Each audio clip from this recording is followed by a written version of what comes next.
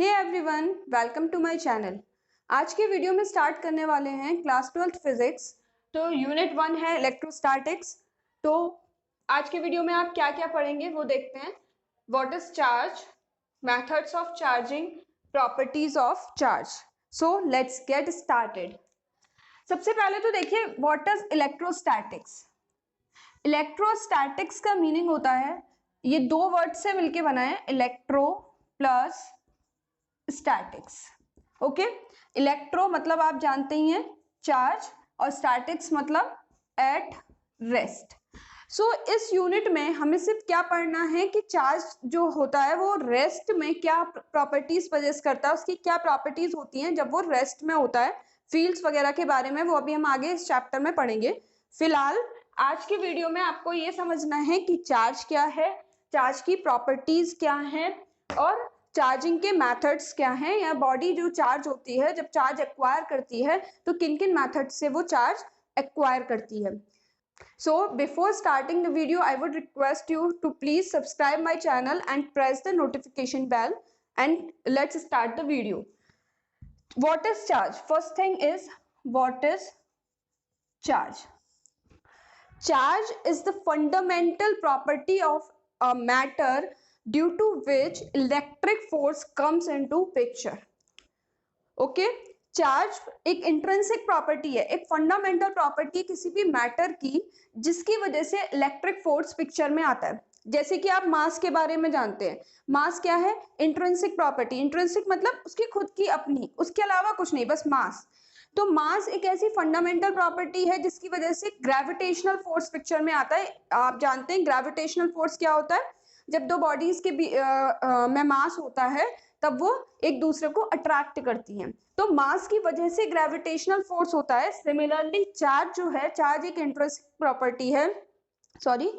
Property है किसी भी मैटर की, जिसकी वजह से इलेक्ट्रिक फोर्स पिक्चर में आता है। या आप कह सकते हैं कि जब चार्ज होगा किसी भी बॉडी पर तभी इलेक्ट्रिक फोर्स पिक्चर में आएगा। एक एग्जाम्पल लेते हैं, जैसे सपोज एक बचपन में हम एक गेम खेलते थे छोटा सा, जिसमें आप क्या करते थे कि स्केल लेते थे और स्केल को हम अपने हेयर से रब करते हैं और उनको पेपर के पीसेस के ऊपर रखते हैं। तो आप क्या देखते हो, जब उसको हम लेके आते हैं रब किए हुए स्केल को, तो वो जो है अट्रैक्ट करने लगता है पेपर के पीस को।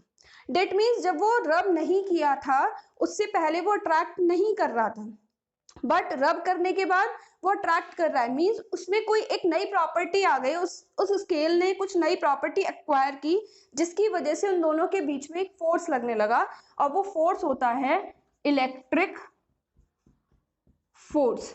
और इलेक्ट्रिक फोर्स जिस प्रॉपर्टी की वजह से होता है उसे हम कहते हैं charge. Okay, so charge is the intrinsic, or you can say fundamental property of matter due to which electric force comes into picture, या electric force appears between two bodies. Okay, अगर आप राइट डाउन करना चाहते हैं तो आप इसको definition को लिख सकते हैं। नाउ मूव ऑन करते हैं अपने नेक्स्ट टॉपिक की तरफ, that is methods of charging. Okay, means कोई बॉडी है, आप जानते हैं हर बॉडी या हर मैटर जो होता है, एक एटम जो होता है वो कैसा होता है, इलेक्ट्रिकली न्यूट्रल होता है इनिशियल स्टेट में। ठीक, जितने भी आपके पास एटम हैं वो क्या है, उनके पास आप जानते हैं number of protons is equal to number of electrons, so वो क्या होते हैं, न्यूट्रल होते हैं। बट अगर कोई बॉडी, कोई भी एटम, कोई भी मैटर चार्ज एक्वायर कर रहा है तो वो किस तरह से चार्ज एक्वायर करेगा वो देखना है मेथड्स ऑफ चार्जिंग में। तो there are three methods of charging. First is friction. Second is electrostatic induction, and third one is conduction. Okay, so let's start. First, friction. Friction means rubbing. जब कोई भी दो बॉडीज रब करती हैं, rubbing होती है, तो उनकी रबिंग की वजह से क्या होता है कि जो इलेक्ट्रॉन्स हैं, इलेक्ट्रॉन्स का ट्रांसफर होता है एक बॉडी से दूसरी बॉडी के बीच में। तो उस इलेक्ट्रॉन के ट्रांसफर की वजह से क्या होता है, चार्ज एक्वायर होता है। Let's take an example. Suppose ये ग्लास रॉड है, ठीक है, and suppose this is wool. Glass rod को जब आप वूल से रब करते हैं तो क्या होता है, जब इन दोनों को हम रब करते हैं तो सपोज मैं एक एग्जांपल लेती हूँ। इसके पास पहले 4 प्रोटॉन थे एंड 4 इलेक्ट्रॉन थे, मींस इलेक्ट्रिकली क्या है, न्यूट्रल है। वूल जो है, वूल के पास सपोज 10 प्रोटॉन थे एंड 10 ही इलेक्ट्रॉन होंगे, इलेक्ट्रिकली न्यूट्रल है। अब इनको हम जब रब करते हैं, इनके बीच में फ्रिक्शन होता है, तो फ्रिक्शन की वजह से क्या होता है, कुछ इलेक्ट्रॉन्स ट्रांसफर होते हैं।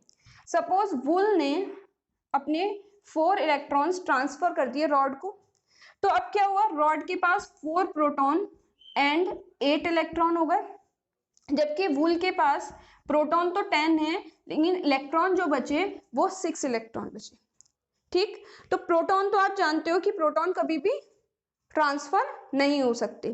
ठीक है, तो यहाँ पर अगर हम चार्ज देखें, प्रोटॉन के पास +1 यूनिट चार्ज है और इलेक्ट्रॉन के पास -1 यूनिट चार्ज है, तो ये क्या होगा, +4 -8 मीन्स -4, और ये हो जाएगा +10 -6 +4 मीन्स जो दोनों ही इलेक्ट्रिकली न्यूट्रल बॉडीज थी, जब उनके बीच में रबिंग कराई गई तो उस रबिंग से क्या हुआ, इसके पास -4 यूनिट चार्ज आ गया और इसके पास +4 यूनिट चार्ज आ गया।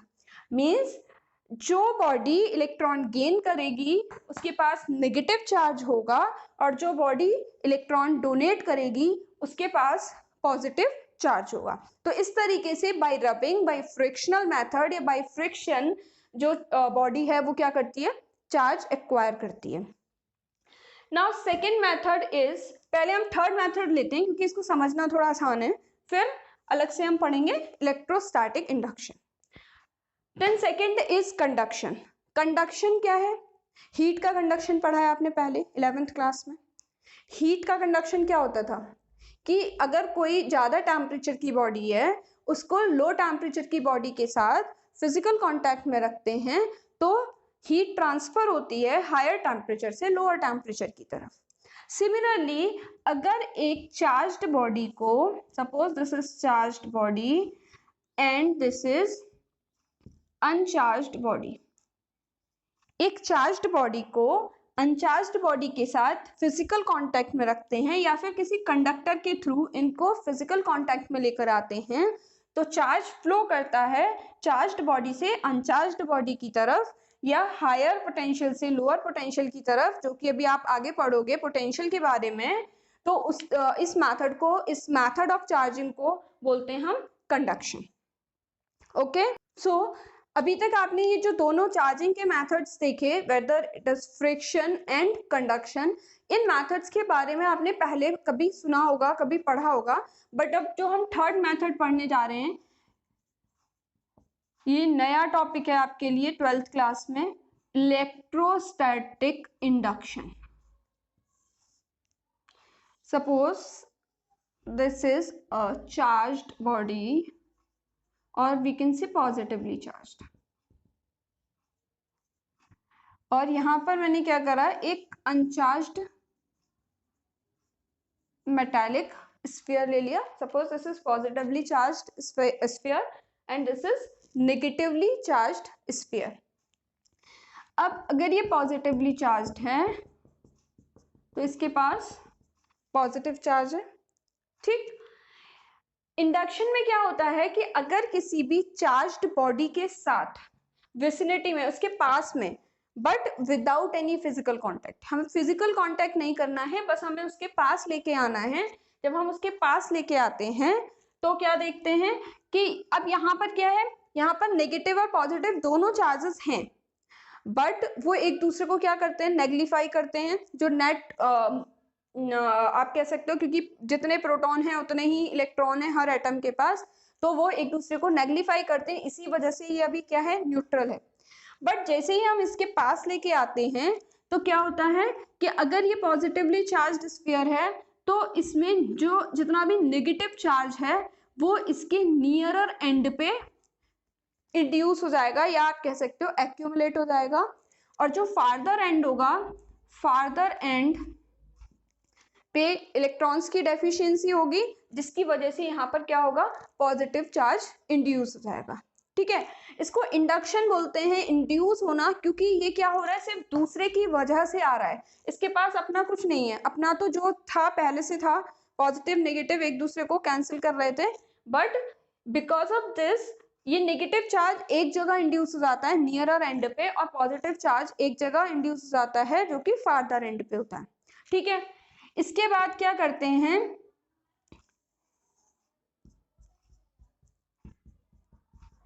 इसका जो फार्दर एंड है उसको मोमेंटरीली थोड़ी देर के लिए अर्थ के साथ कनेक्ट कर देते हैं। अर्थ के साथ कनेक्ट करने से ये जो पॉजिटिव चार्ज है it will leak out towards the earth, ये अर्थ की तरफ लीक हो जाता है, and then we get the body which is having only negative charge.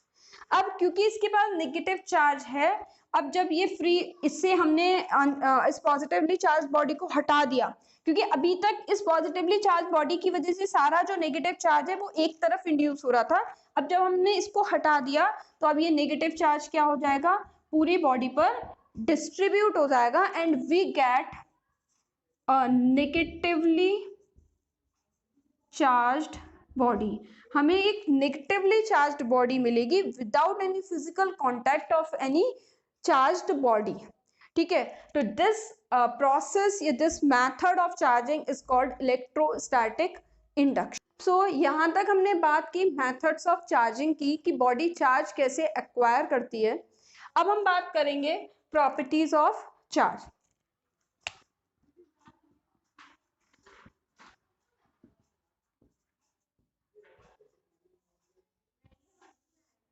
ठीक, तो first property of charge is additivity. ठीक, चार्ज की फर्स्ट प्रॉपर्टी है एडिटिविटी। एडिटिविटी क्या कहती है, the algebraic sum of all the charges, all the individual charges is equal to the total charge, or we can say the net charge on the body is equal to the algebraic sum of all the charges. Means suppose if we have a body and it has different charges,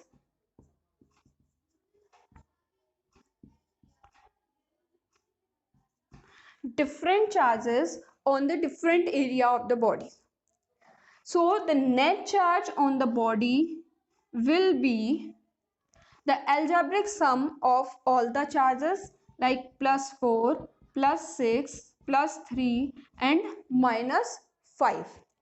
Okay, so this will be the total charge or net charge.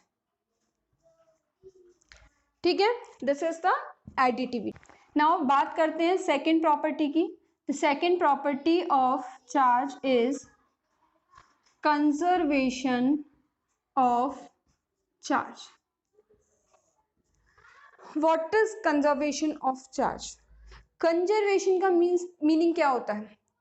Conservation means remains same. Similarly the conservation of charge says the total charge of an isolated system remains conserved. What is isolated system? ठीक है, तो ये क्या कहता है, total charge of an isolated system remains conserved. ठीक है, अब बात आती है कि आइसोलेटेड सिस्टम क्या होता है। आइसोलेटेड का मतलब आप सब जानते हैं, अलग, जिसका बाकी दुनिया से कोई मतलब नहीं है। ठीक है, जैसे सपोज फॉर एग्जांपल एक ग्लास रॉड और एक वूल की मैं बात करूं, वूल क्लॉथ लिया, ठीक है, ये दोनों मिलके अगर एक सिस्टम बनाते हैं और इनका बाकी की चीजों से कोई मतलब नहीं है, तब हम इसे कहेंगे आइसोलेटेड सिस्टम। मीन्स हम सिर्फ इन दोनों की बात कर रहे हैं, इसके अलावा किसी और की बात नहीं कर रहे हैं। तो कंजर्वेशन ऑफ चार्ज क्या कहता है? Total charge of an isolated system remains conserved. Means suppose glass rod के पास मान लेते हैं 4 प्रोटॉन है और 4 ही इलेक्ट्रॉन है, ठीक है। वूल के पास 10 इलेक्ट्रॉन है एंड 10 ही प्रोटॉन है, ठीक है। नाउ अब बिफोर रबिंग अगर मैं बात करूं,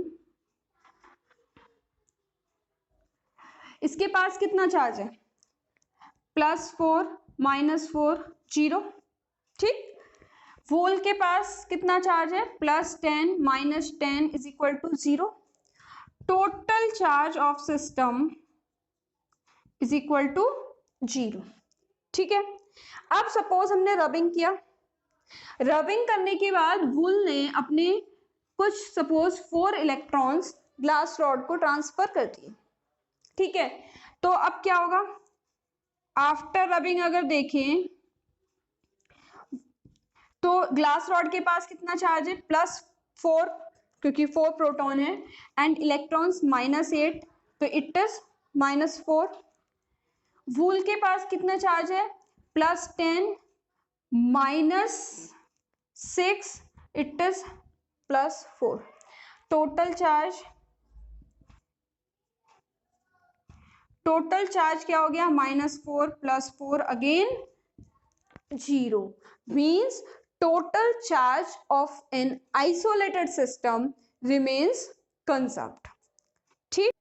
सो बात करते हैं थर्ड प्रॉपर्टी की। Third property is quantization of charge.